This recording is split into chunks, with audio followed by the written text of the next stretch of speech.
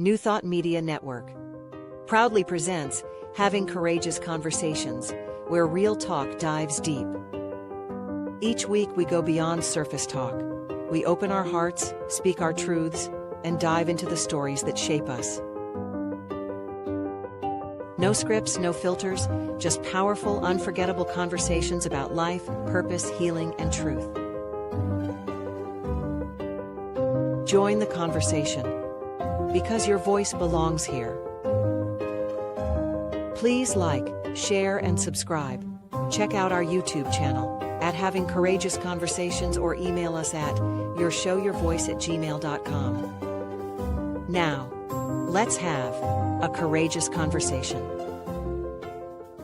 The views and opinions of our guest and hosts do not necessarily reflect those of New Thought Media Network, or any organization we may be affiliated with. Here at New Thought Media Network, we welcome freedom of speech and courageous conversations. There are many topics that can be difficult to navigate. Challenging the status quo and engaging in lively debate is important to expanding our understanding of one another, and life in general. Creating a peaceful world doesn't happen because no one disagrees, it happens from a willingness to understanding one another. In our programming, we strive to expand consciousness and assist people in creating remarkable lives. Your comments are welcome at info@ntmedia.org. Welcome everyone to Having Courageous Conversations, where we explore meaningful topics that invite us to grow, reflect, and expand our understanding of ourselves and of one another. I'm Cheryl, and as always, it's a joy to be here with you. And today's conversation invites us into deeper curiosity about awakening, enlightenment, and what it truly means to know who we are, to know who I am. And with that, I'd love to invite my wonderful co-host, Mark, to introduce our guest today. Thank you, Cheryl. Yes, and I will ditto it is a joy to be here, truly a joy to be here. And I'm so grateful that Russell has decided to share time with us today. We were having a lovely conversation before the show started. Russell is a reformed dogma-holic. I'll ask you to explain that one later. Who experienced disabling back pain from sitting at the feet of too many gurus. Wow.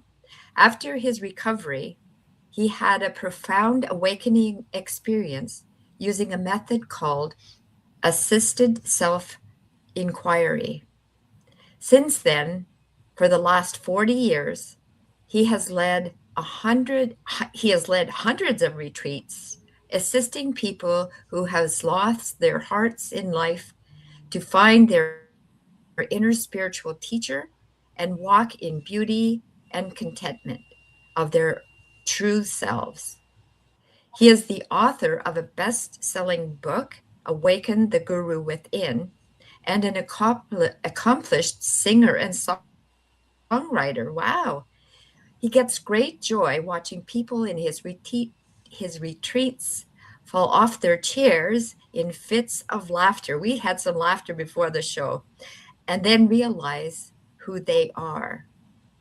What if enlightenment isn't something distant or reserved for a select few, but something deeply human, accessible, and even joyful? Russell, what if? Tell us what if. Well, I've just witnessed so many people like you, me, listeners, ordinary people have these deep realizations. So it's not a what if anymore. It might be what if for somebody, but there is a more modern method of people having these awakening experiences than what have been taught to us in the East. Mm-hmm. Like, we don't have to meditate in a cave and do all these ablutions for months and months and months in order to have this experience. it's accessible to all now Mm-hmm. with, you might say, new meditation technology. So Mm-hmm. I'm here to basically give you some good news that anyone can have these kind of experiences, and more than likely, when we talk more about it, people might recognize, yes, I did have an awakening experience, but I didn't know Mm-hmm. it. Mm. Yeah, Yeah. absolutely. Awesome. So many Do you want people to tell think, us your oh, yeah, your, go your ahead. enlightening experience? What is your Sorry. enlightening experience, if you care to share? Oh, yeah, that's a good one, How are Mark. you enlightened? What came? Thank you. What came Well, up for you? Like, how did you share? well, there. I'll have to preface just by saying there's more than just one enlightenment experience. There's an enlightenment experiences on who am I, what is life, what is love, what are others. There are all kinds of different depths of these experiences, but I'll share them. I've had a number of them. I've been blessed with a number of them, and I had one when I was actually 18, before I was involved in any sort of spiritual growth. I grew up in Thunder Bay, and Mm, uh, those of you that have been to Thunder Bay, Ontario, may recognize that out in the lake there's something called the sleeping giant landform. It's like down in the native tradition, they call it the Manabiju, which means the Great Spirit. And I lived on the outskirts of town. I used to go in off in the bush. We call it the bush up there, mm, not the forest. yep. Um, and so I used to go up, and I used to just uh, sit on this bluff and just look out on the bay, overneath over at the Nanabiju, the sleeping giant, across the water at the bay. And it was a beautiful day that day. And I remember just feeling very peaceful. And then I remember looking at a rock, Mm, and the rock, I thought to myself, that's really odd. That rock feels like me. When I look inside, I have this feeling of me. And I looked at mm, the rock felt like me. It just didn't feel like a, a rock outside of me. And then I said, well, that's interesting. I looked at a tree, and the tree felt like me. I thought to myself, what the heck's going on here? Like, the tree feels like me. And then I looked at the grass, and I felt what the grass felt like, and it felt like me. And then I looked out at the bay, and it was all me. It was all me. I just felt the unity of everything. And it wasn't like I disappeared into it. It was like it was myself. It, Mm-hmm. the wow. way it felt inside of me was the way it felt outside of me. Mm-hmm. You And were one with it all. I really didn't know what happened. I was one with it all. And, I didn't know what the heck, because I'd never been involved in any sort of spiritual practice before. I didn't know what happened. I thought maybe this is an anomaly. Mm-hmm. And, I thought to myself, I don't know if I can tell my mom this. Like, what would my Mm-hmm. mom think if I told her I was God? Like, what, Mm-hmm. what would So she Mm, think? I have to ask Russell, were you smoking So, anything? I was thinking the same thing.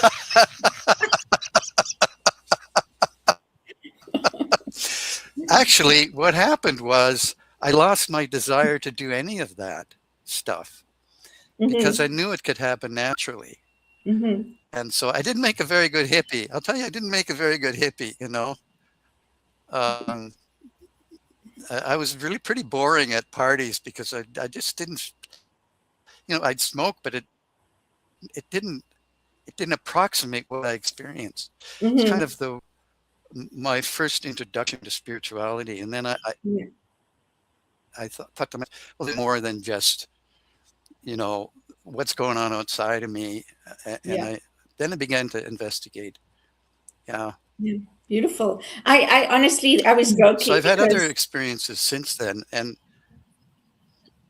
I was joking because, it sounds wonderful and it could happen under those circumstances. But I also know that it can happen for real. And that's an experience of enlightenment, one of many. So when we talk about enlightenment, one of many, um, Yes. it's like it's moments in our lives, right, where we have a sort of what Oprah used to term an aha moment. But we are spiritual beings having a human experience, so we don't live in that all the time. So many people think enlightenment is rare or reserved for a few. How would you reframe that?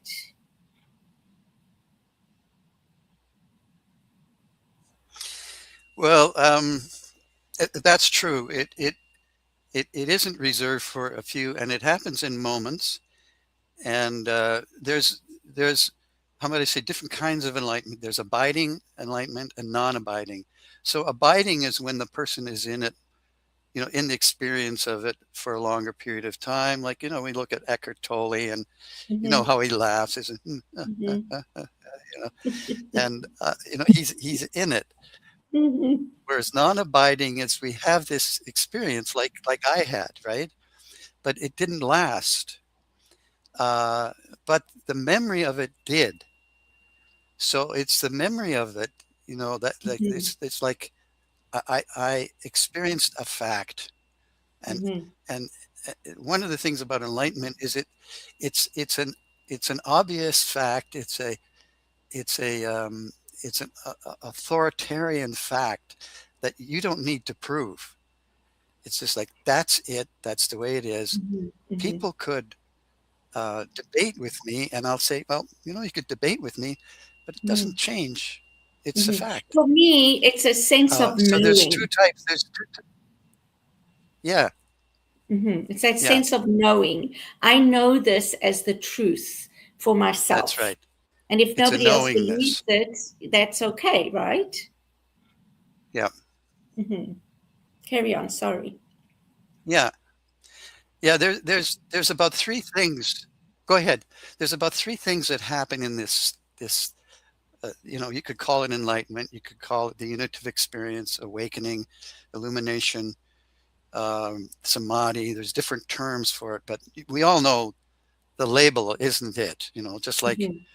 when you go into a restaurant, you order the menu. You don't eat the menu, you know, because the menu isn't it. It's just a description. Right, right. So there's three things that happen. It's three things that happen in awakening. So normally in our life, there's a certain separation. Like we observe things, and then there's that which is observed. There's we we we observe our emotions, we observe our body, we observe these sensations, but then there is the witness. There's who is observing, and there's a Mm-hmm. there's a duality there. But in enlightenment, what happens is we go into unity. There's suddenly the observer and the observed become one. Mm-hmm. And there's three things that happen in that. One is there's that union that happens. And sometimes that only lasts for a fraction of a second. There's this union, and then there's a knowingness. You describe suddenly we know something that we didn't know before. We know it in a different way. We know it in a different way. It's Mm-hmm. solid. It's a solid knowingness, and then experience of the knowingness. So, okay, I had this experience on in Bay, and I suddenly knew I was everything. And then the Mm, experience of that came. It's like, wow, just open up to that. There's these Mm-hmm. three things that happen in enlightenment, and if one of them is missing, it's not. So, like, I could have a really wonderful, wonderful feeling. I could be meditating for 2 days and just go into bliss. But if there isn't a knowingness about what I experienced, it's not enlightenment. It's just bliss. Mm-hmm. So there's the union, wow. and then there's this what you call the knowingness. It's, oh, this is a fact of existence or self or life. And then there's this expansive feeling, and often the expansive feeling fades. it fades. And we go, oh God, I wish I could feel that way all the time. Oh, damn, I want it back. But it's the knowingness that stays. And that's what transforms our life, because our point of view of the way we see ourselves or life or others changes. And we're seeing things more from a reality than an unreality. So It that's shifts the our perspective. transformational aspect of it. Yeah, it shifts our Yes. perspective. Yeah, for sure. Yeah. So, how would somebody who doesn't really have many discussions like we're having now recognize a moment of enlightenment in their lives? Well, if they can use those three things that I mentioned,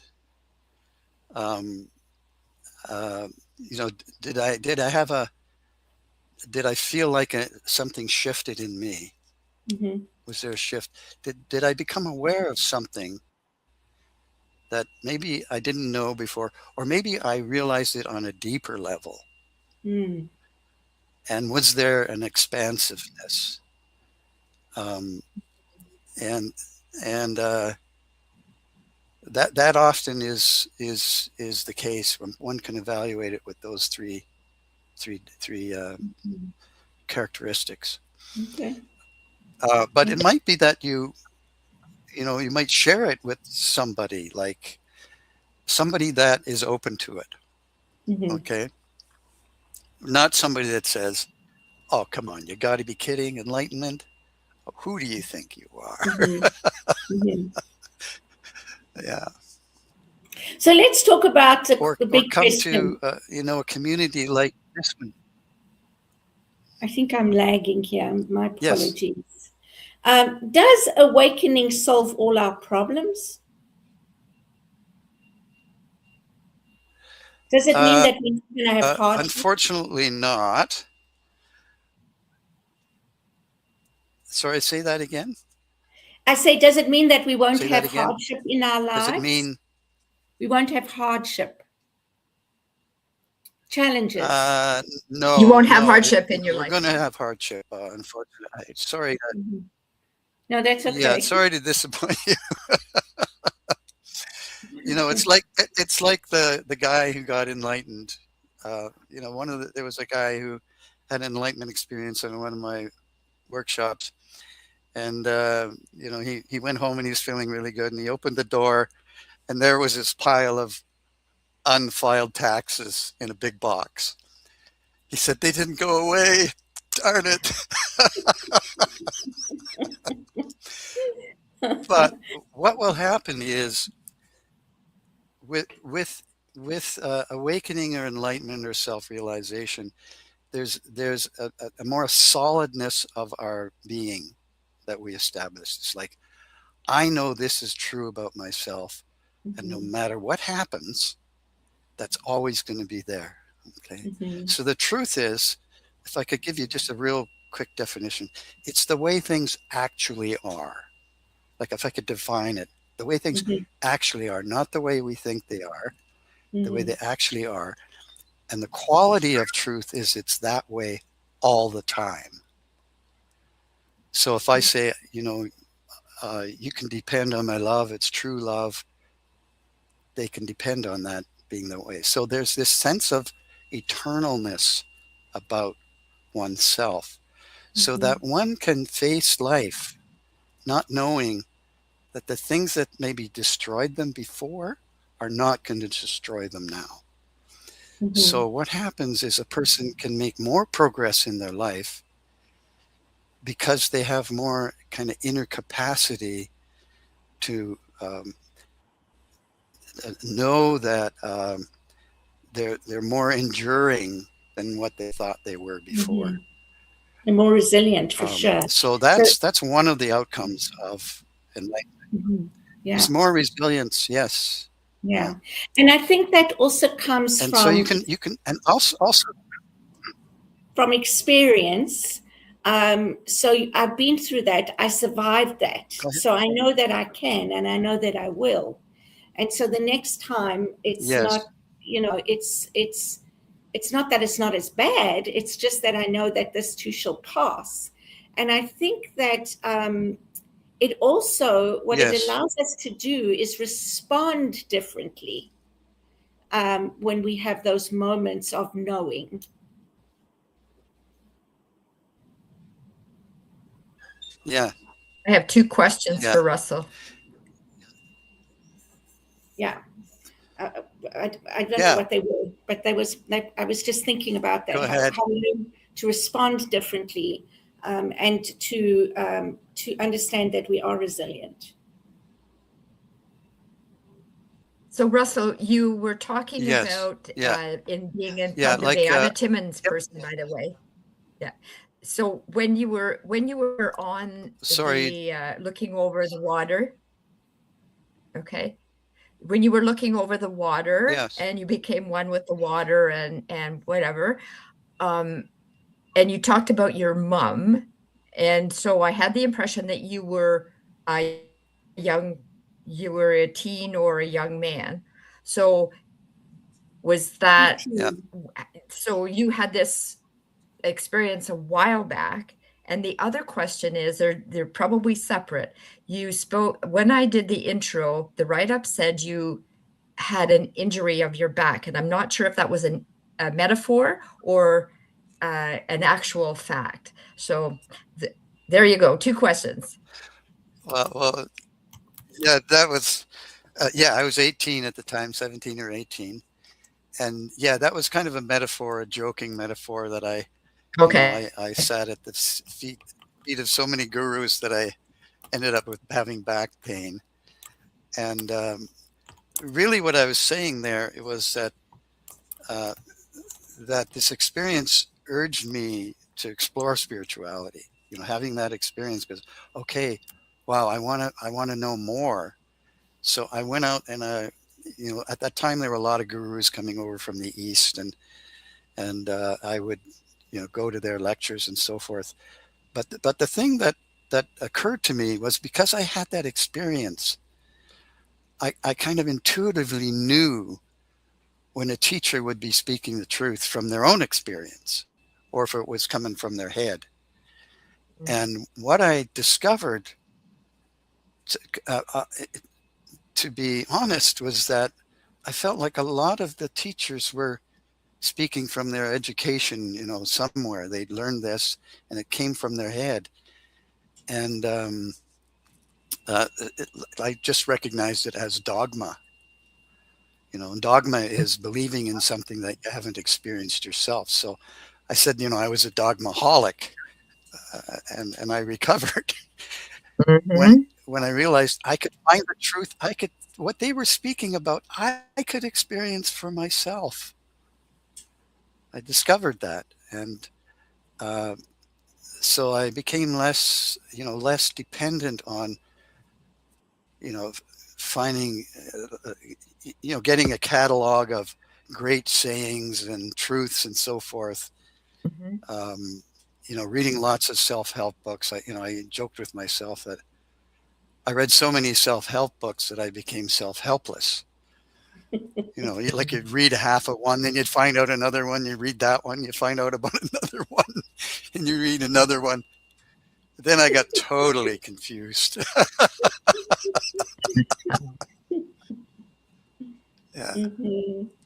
Yeah, I yeah, don't know. I have the same thing, but I think I don't know if it confused me, but it certainly helped me discern what it was that resonated with me or not. And yes, and that could be even in one book. Something resonates and something else doesn't. And I was yes, always willing to just take what did and leave the rest behind. yeah, yeah. Hmm. I tell people, I say, books are great as long as you can recognize, I don't know if I know that yet, Hmm. or that confirms what I already know. And so I suggest people not to become critical, but to become, you know, uh, Hmm. concerning. And so just, okay, I don't know if that's true. Just, I'm going to set that on the shelf for now. I'm not going Hmm. to totally dish it, Mm-hmm. because maybe later, and what happens later when people do have these experiences, they think of, oh, I read that in that book, and that's what it's saying, like Mm-hmm. it resonates. You get it. I get it. I would have to reread the book, Russell, quite honestly, because I won't remember what it said.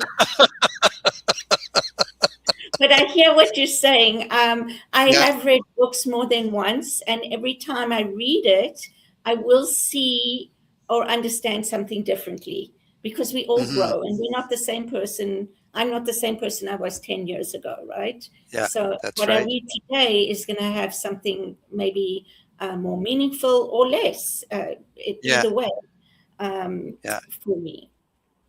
Hmm. Yeah, Yeah. good point. Ditto that. I Yeah. I sometimes go, remember I read this? person by Ramdas. Ramdas. Yes, Sorry. Whoop. yes. Yes, I remember I went to, I went to a lecture of his in Toronto, and I was sitting in the audience, and I go, what the heck is this guy talking about? I don't understand a word, you know. And and then a few years later, he came back, and I'd taken one of these retreats that I now offer called the Enlightenment Intensive, and I had this powerful experience.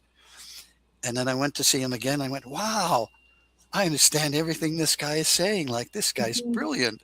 It was mhm, because I had this experience. I now understood mhm, what he's talking about. So yeah, you're right. It's our life experience.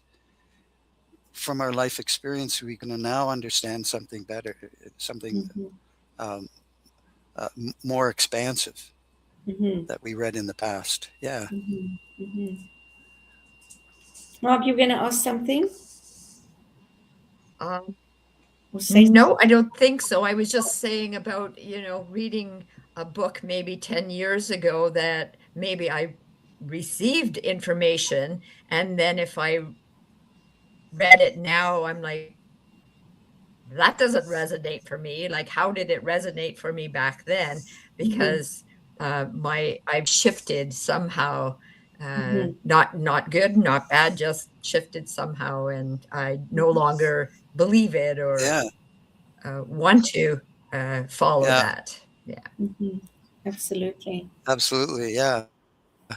Well, maybe I could tell you a little bit about, if you have some time, about this more this method of self-inquiry that has helped me and helped many others. Russell, we are coming to almost the half point of the show. So, how about we take a quick break Ah, okay, so that we don't have to interrupt you when you're doing that, that sounds good. um, and then Yes. come back and begin again with that. So, Yes, don't go away. absolutely. We'll be right back. Sounds like a Yeah, great plan. Yeah. to continue this wonderful conversation with Russell. And he's going to talk about the method that he teaches, I believe, about just getting to know who you are. So, again, don't go away. We'll be right back. Having Courageous Conversations is proudly sponsored by Unity Kitchener. We are a welcoming spiritual community where open dialogue, personal growth, and authentic connection are encouraged. Join us Sundays at 10:30 a.m. Eastern for inspiration, reflection, and meaningful conversation. Learn more at unitykitchener.org. Unity Kitchener, a positive path for spiritual living. Please help us say thank you to all of our organizational sponsors, including the Hefferland Foundation, Affiliated New Thought Network, International New Thought Alliance, Science of Mind Archives and Library Foundation, Center for Spiritual Living Denver, Center for Spiritual Living Midtown, New Thought Philadelphia, Center for Spiritual Living United Life, Sunshine Cathedral, Planned Happiness Institute, Summit Center for Spiritual Living, One Heart Retreats, Universal Joy Center, Unity Kitchener, Unity Spiritual Center, Ottawa, Home Center for Spiritual Living, Satya Center. Begin Within Ministries, Center for Spiritual Living, North Jersey, Unity of Savannah, and the Center for Spiritual Living, Seattle, as well as all of our individual donors. On behalf of New Thought Media Network, thank you, and please like, share, and subscribe. Come expand your spiritual journey. Join us for Just the Talk, Sundays, 1 p.m. to 6 p.m. Mountain Time. Experience Unity Kitchener and Ottawa. Center for Spiritual Living Midtown, Center for Spiritual Living Denver, Unity of Garden Park, New Thought Philadelphia, the Sunshine Cathedral, Unity of Savannah, and the Om Center for Spiritual Living. Come unleash your spiritual potential with New Thought Media Network. Yeah, New Thought Media Network, it's certainly growing. Seems to be having more people sponsoring and doing shows, and that's just wonderful to see. So if you support this platform, please feel free to make a love offering so that this platform can continue serving in this way. So welcome back, and thank you, Russell, for all you're sharing with us. But before we left, you were going to start telling us about a method. So I'm just going to hand it back to you and hear what this is about. Yeah, so the method that I use, and by the way, I don't consider myself as a guru. I consider myself as more as a teacher of a technique. To me, that's a real guru. It's not a guru that's going to tell you what to believe. Mm-hmm. It's a guru that helps you get to experience what they have possibly experienced. So, what does the word guru mean? I lead this retreat. It's called guru means dispeller of light or dispeller of darkness. Okay. So a guru dispels the darkness in the student. Yeah. Okay. Now, how they do that is, is their technique, perhaps. So the retreat I do, it's done around the world. It's called the Enlightenment Intensive, but I call it the Coming Home Retreat because when people have these experiences, they feel like they've come home to themselves. Mm-hmm. There is this sense of being embodied more truly in their body. And it's a very human experience as well. It's not just something that you go off into the cosmos somewhere. It allows you to be more human and to fully experience your life. So there's a technique that I use that I've learned called assisted self-inquiry. It's also called a dyad. Dyad means two. And it's a combination of basically the Eastern technique of contemplating a question like, who am I? So it's a silent approach. But then what's added into this is more relational psychology. So it's communicating what the person is contemplating. So in the East, the Eastern methods are almost all silent methods where you contemplate silently. But this method is added more the psychological approach of relating. And so the way it works is you get two people sitting across from one another, and one person just listens. So we teach them to just listen compassionately, openly, without trying to change that person in any way. They just listen.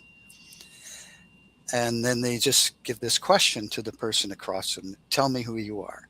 Or it might be, tell me what life is. Then that person goes into a contemplation like they would in the East. So they get a sense of themselves, a real sense. So it's not in their head. Like, what do they sense of themselves? So they might be just simply like, I'm sitting in the chair. I sense myself. So there's somebody there noticing you're sitting in a chair. So then they have this intention. I intend to know who this is. So you have this intention. Then you be open, like in, Eastern meditation, and you just let whatever come up come up. Mm-hmm. You're not trying to make anything happen. You're not trying to just push anything away. You're just being totally open. And then you notice what's there. And instead of just sitting with it, you communicate to your partner. You say, this is what's coming up for me. This is what I've realized about myself, without referring to their partner at all. There's certain agreements, like we don't judge one another. We don't try to change one another. And so that you communicate what came up with your partner, or your, when you ask that question. Now, the thing is that communication tends to empty the mind much more quickly than just sitting. Most people know that when they sit in meditation, there's this monkey mind that Mm-hmm. starts happening. Sometimes it's the gorilla mind, actually, you know, but when you communicate to your partner, what happens is that thought leaves the mind much more quickly than Mm-hmm. just sitting with it. And this goes on for 5 minutes both ways. So person listens for 5, receives the question for 5, and we build people up so that they can do this for 40 minutes each way. And and it's like this, the title of the show. These are courageous communications. These are authentic communications, and it turns out that if a person wants to know the truth, they do have to be real. You can't know something by being phony, right? So what happens is, as time goes by, people start to say what's really there for themselves, and they start letting go of their issues, their problems. Things start naturally dissolving, and they become more open. And at some point on the retreat, that enlightenment experience happens, and I'll tell you, it's remarkable. 60 to 75% of the people have these awakening experiences. And like I say, I've done 100 of these, and to me, it's still magic. Like it's still magic. Mm-hmm. And this is a Is it? modern technique. And Are it's you more saying that appropriate you're for taking? people in the West. Sorry, go ahead. So are Sorry. you saying that you're taking the thoughts out of your head and verbalizing them to somebody that's sitting there just listening to you? So it's Yes. not staying there to chatter. You're verbalizing it, and so the person is Yes. receiving it, but not having to fix or whatever. Yes. Yeah. Yeah. And so they're not only, emptying their mind, but they're learning some really important communication skills in this. They're learning how to listen and communicate. And if I Mm-hmm. could just add one thing, I think St. Thomas said something like, there's a book, uh, The Gospel According to St. Thomas, and apparently he wrote down some of the affirmations of Jesus. And apparently Jesus said that, when that which is within is shared without, that which is shared will heal us. If that which is within Wow. not shared without, that which is not shared will destroy us. So Wow. this is the principle. This is the Mm-hmm. principle of people come more alive Mm-hmm. because they're emptying their mind. They're letting go of. Mm-hmm. Often people will say things that they've never said to other people before, that they've held within, and it feels Mm-hmm. safe for them for the first time in their life. Mm-hmm. And so they'll leave the retreat feeling much more relieved. And if they're blessed, they can have this, what I call a direct experience. It's an enlightenment experience. So that's Mm-hmm. the technique. And it's very powerful. People in the West like it because they don't have to go on, to India and meditate in a cave for a long time. Mm-hmm. I'm not putting that down, but that works Mm-hmm. too. Mm-hmm. Yeah. So what I'm hearing is that by verbalizing something, you're getting it out, and that's the healing part. But That's if you right. keep it within you, that can be very harmful. Yes.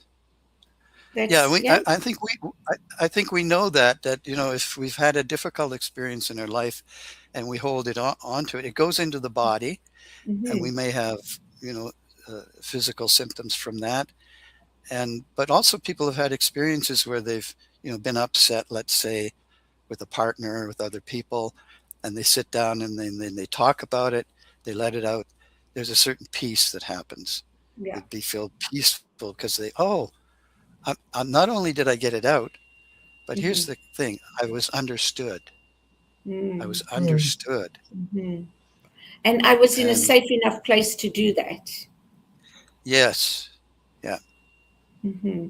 So, is there a difference between verbalizing something or writing it in a journal? yeah. There Good really is a question. difference. There really is a difference. Uh, Hmm. some, I think journaling is very important. But there is a difference between writing it in the journal and you witnessing, having it out loud and somebody else witnessing it Hmm. and understanding it. Like Hmm. there's not only understanding, but there's mutual understanding. So mutual understanding is like, I said apple, Hmm. you understood apple, and Hmm. I understood that you understood apple. That's a mutual understanding. So when that happens, it's like the thought that was in my mind, it's gone. Yeah, People I will would look also around and go, what was put it I it. was thinking? Yeah, I would put it down also to energy, right? The connection and the energy around people. Whereas journaling, you're just on your own, and you may have energy, but it's diminished compared to when you're with Yeah, others. And I would say probably journaling is a good start, to get yes, things out. And I understand that verbalizing something and having somebody else hear it is important. It's yeah. And validating. and, and here's something I think um, you know people in your church would understand, because I'm sure it's repeated a lot, is Mm-hmm. that thoughts have energy and Mm-hmm. consciousness has energy. And so where we put our attention, where our attention goes, energy flows. Like we know that. So imagine I'm a listening partner. I'm putting my attention on somebody who's inquiring. My energy is flowing to that person Mm-hmm. Yes. and adding to their ability to inquire. And that's like amazing and magic, when you see Mm-hmm. it. Mm-hmm. Um, and so that kind of supercharges the whole. I say sometimes it puts Experience. self-inquiry on steroids. You know, you know, yeah. Mm-hmm. But at the same time, people, there's no forcing. That we don't force people to say anything, as No. long as they're not talking about the other person or evaluating them, um, or kind of coming on to them in any way.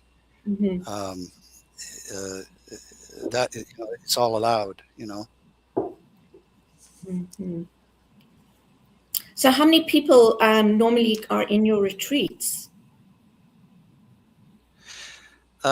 Anywhere from 12 to 24 people are on the Mm-hmm. retreats, and I do them at a place called the Ecology Retreat Center. You may have heard of the Ecology Retreat Center. I don't know. It's in Hockley Valley. It's a very beautiful part of Ontario near Orangeville. Mm-hmm. Um, and uh, there have been so many retreats there. I actually used to run that retreat center, Mm-hmm. and there's been so many retreats there that you just walk onto the property and you automatically feel calmer and energized. So I use that, and it's going to be in the mid-May, which is when all the trout lilies and the Mm-hmm. trilliums are out and all the leaves are sprouting. Mm-hmm. It's a perfect Beautiful. time to, Yeah. yeah. It sounds beautiful. So, people can obviously find out more on your website. Yeah, they can find out more on my website. There's um, at the top, there's what do you call it? There's a banner, and then it says retreats on there. You can click on there, and you can read more about it. Yeah. Wonderful, And wonderful. usually, what I do is, if people are interested, we do an interview. I do an interview with people. I want to make sure that it's a fit for people, so Mm-hmm. I explain everything that's involved, and what they need to bring and leave at home. Mm-hmm. And so then, we decide together if this is something that the person would benefit by. If it's not, I'll usually recommend something else for them. Mm-hmm. So I don't want to do a sales job on people. It's not like Mm-hmm. I'm going to twist your arm and then you go there and you find out, oh, I thought this was a smoking sensation weekend. Believe me, I did have that once. Yeah, I didn't yeah, come from Enlightenment. I came to stop smoking. yeah. So I love that earlier you mentioned that laughter is part of your retreats. Tell us why humor is so important on the spiritual path. That's a great question. Um, let me contemplate that. I almost feel like laughing when you ask me Mm-hmm. that question. Mm-hmm. Um, I think it helps us be not so serious. Like it's the opposite of serious, and Mm-hmm. we can get so serious, like we can almost turn to stone. Mm-hmm. In fact, I got one in one of my songs. I wrote that. Sometimes I get so serious, I almost turn to stone. We can get so hard on ourselves, Mm-hmm. and the world is so serious these days. It's really, and so I think there are times where we have to laugh. And one of the things that I appreciate about the indigenous people is, despite all the trauma they've had, they laugh a lot. Mm-hmm. And this is a way to not succumb to uh, our difficulties in life. Mm-hmm. That laughter is they say it's a medicine. I think it's a medicine, Mm-hmm. and Yeah. we need more. Listen. We need more of Yeah, it. we Yeah. do. Absolutely. Yeah, I think it releases a lot of tension in us as well, which is what you're saying. We're very hard on ourselves. And so it releases a lot of tension. So if there was one thing you would want people to know about who they truly are, what would that be? Good question. I would say that in our true nature, we're perfect. We Mm-hmm. don't need improvement. And this is a big thing for a lot of people. They're so down on themselves. They think they need to be improved. And, the paradox of self-improvement is the more I self-improve, the more it reinforces the fact that I need self-improvement. Mm-hmm. So, and then this comes from, many traditions, that the self is perfect. It's pure. It's lovable. The true self doesn't need improvement. What does need improvement? And when people get this, they realize, oh God, I'm fine. I'm fine the way I am. I'm okay. I'm perfect. There's nothing inherently wrong with my true self, who I really am. Mm-hmm. But what needs improvement is our ability to be ourselves in life. Mm-hmm. So it's like finding the right relationships, finding the right community, finding the right work, finding our purpose in life, all of the, finding out how I can communicate in a way that, I can get myself authentically across and I can receive others. Mm-hmm. So all of that needs improvement. Mm-hmm. All of that's consciousness work. But the self, which is the center of it all, doesn't need it. It doesn't need any improvement. Mm-hmm. And that's such a great relief for people Yeah.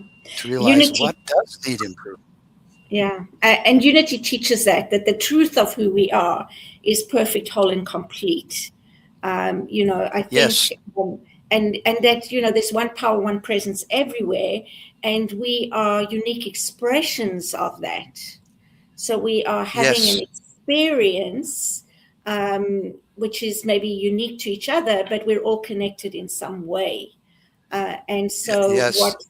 what appears on the outside is not always the truth. Yeah.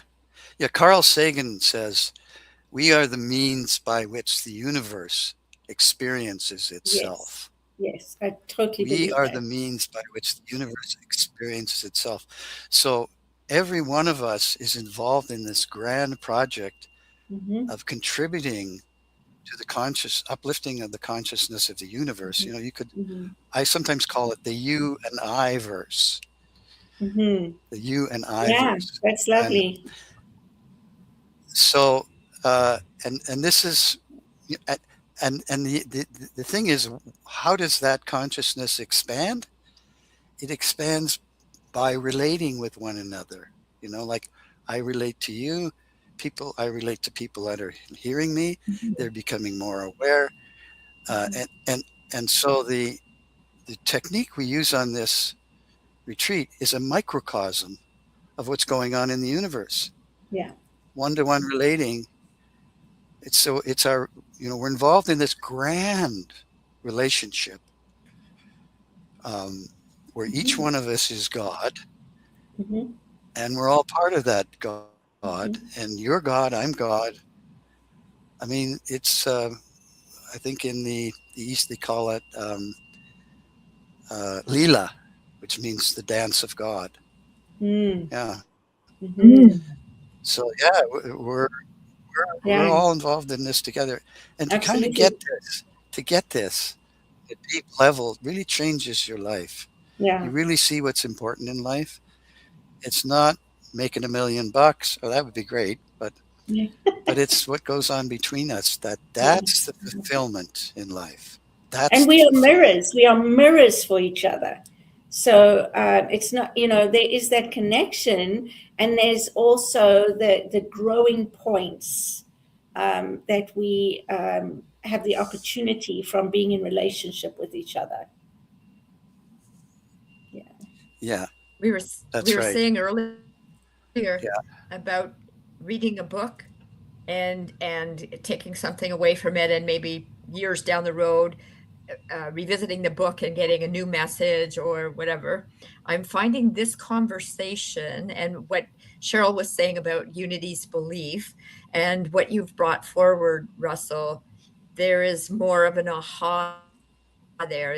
It's brought the message of unity into aha, that's yeah, I can feel it now, like I can resonate with it more. It's I've heard the message a number of times, but Hmm. it's just resonating Mm-hmm. uh, at this moment. Yeah. At this moment. Oh, There's thank you for sharing yeah that, there. Mark. That's wonderful. I'm so glad. So glad. Mm-hmm. So glad.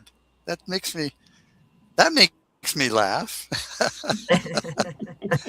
There is in I think it's Hinduism. I call it the Indra's net. You might want to Google it. Indra's net. Indra's net is it's like this universal net, like a fishing net, and at each intersection of the net is a jewel, and each jewel reflects all the other jewels in the Yeah. net. So it's like Mm-hmm. not only are we individual, but we're universal at the same time. Yes, absolutely. It's a beautiful image called Yeah, that's a Indra's wonderful net. Yeah. analogy. A wonderful analogy. Yeah. Yeah. Okay, so what is one simple way, do you think someone can actually begin to reconnect with their true nature today and every day? Um,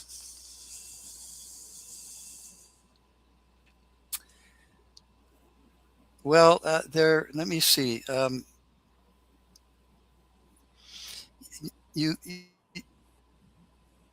I think if a person can remember a time when they truly felt like themselves.